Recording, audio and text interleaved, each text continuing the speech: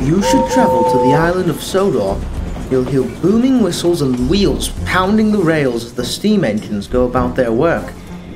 If you listen closely, however, you'll hear another noise. From a faraway part of the island, the drone of snorting machines and scrapping steel dances in the air. These are the sounds of the ironworks. Harry and Bert seldom ventured outside the ironworks. Their yard is littered with scrap, which they spend their days shunting to the smelter's shed. Lately, there seemed to be more to melt down than ever. The Diesels enjoyed their grim work, but it was evident they needed help. One evening, Harry and Bert were resting when a familiar horn cut through the air. Diesel slunk into the yard, a train of scrap in tow. "Well, well, well," smirked Harry. "If it isn't Mr. Revolutionary himself, come to take the weight off our buffers, eh?" "If I must," Diesel grunted, "though I should be out taking work from those rotten steam engines on the main line, not tucked away here." "I'll bet. Well, we'd love to be dazzled by your greatness. Take your train to the shed, and we'll get started." "Mind yourself round here," Bert muttered. "Strange goings-on lately." Bert was trying to be helpful, but he'd made the mistake of giving Diesel an inch. Later, Bert was moving trucks into the smelter's shed. Fog had descended onto the yard, and he had to move slowly. Suddenly, there was a bump, and a line of trucks went rolling past him with no engine. "Boom! Are you quite done?" snapped Bert. Diesel was taken aback. "You're meant to be helping us. Don't know why you bothered to come. Harry and I can do this ourselves." Diesel fumed off without a word. "Can't rely on tired old tricks. I need a new way to scare them," he thought. The echoes of the smelting sheds faded as Diesel ventured further into the sidings. The night wind blew through the frames of the old cars and engines, which sat languishing under years of rust. "Filth," Diesel muttered. "Though perhaps they have some use now. Which one to scare them with? Plenty to draw." Diesel had been so lost in thought, he didn't notice what sat at the end of his line. A huge tender engine. "Oh, where you go?" Diesel stopped short. The state of the engine's decay hit him all at once. Its side rods had been ripped off, and patches of corrosion riddled its boiler. Though its smoke box door was missing, it seemed to be staring at him. "Silly me," chuckled Diesel. "Getting spooked by this wreck." That's when it hit him. Spooked. Yes, it's perfect. This'll get him. Slowly, Diesel pushed the hulking mass out of the siding. It creaked and rocked along the rails, as if it might collapse at a moment's notice. Diesel didn't care. He was eager to spook the twins. Let's see them keep their nerve when this thing comes creeping up behind them. It was a good trick, and certainly would have given a great scare, if only it had worked. Diesel slowed down, but the engine didn't.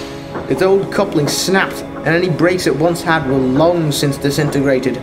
Diesel watched in horror. It shot past Harry and Bert, disappeared into the smelter's shed, and... crash! All was silent. But not for long. The foreman came stomping and cursing out of the shed. "What the devil do you think you're playing at?" he shouted at Diesel. "I've half a mind to drag you in here and scrap you myself for that little stunt." Diesel went pale.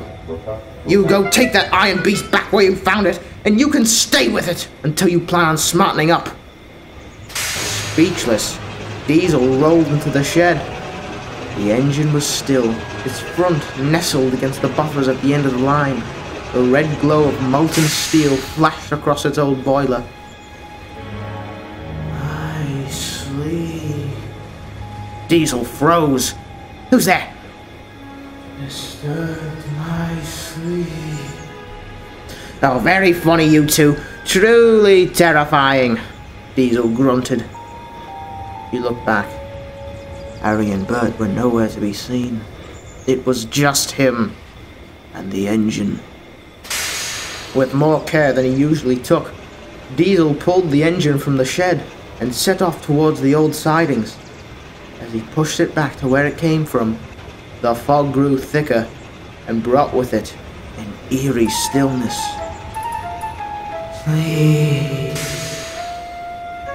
The yard lights began to flicker. Diesel glanced around. He thought he could see pale fireflies dancing in the night. Suddenly, the lights cut out. The fireflies grew brighter, revealing dark shapes behind them. Diesel squinted. That's when it hit him. They weren't fireflies. They were eyes peering out from the twisted remains of engines past. You disturbed my sleep. Oh!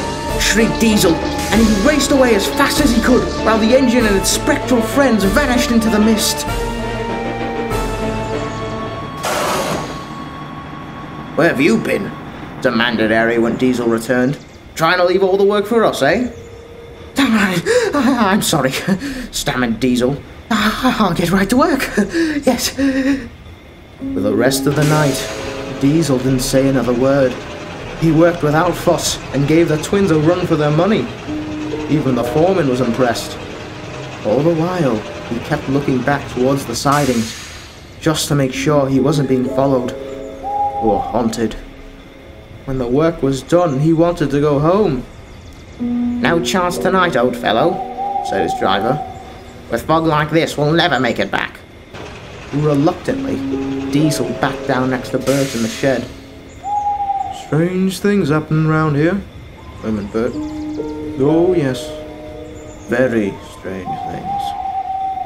The twins fell asleep, but Diesel stayed awake. It must have been the fog, yes. Yes, that's it. The fog. That's the last time I let those ironworks imbeciles fool me. Oh, I bet it was all they're doing. Let them wait. I'll get them one of those days. One of these days, yes. Yes. With that, Diesel fell asleep, having assured himself that the old engine and its ghostly companions were all in his mind.